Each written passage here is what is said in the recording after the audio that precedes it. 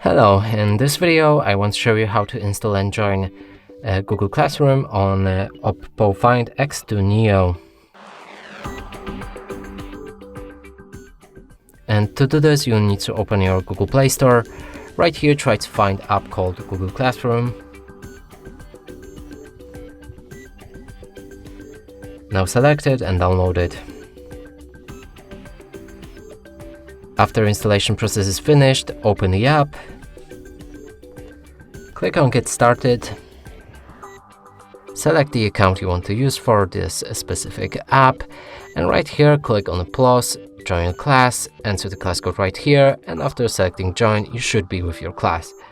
And that's it for this video. Hope you like it. Please consider subscribing to our channel, leave a like and a comment below.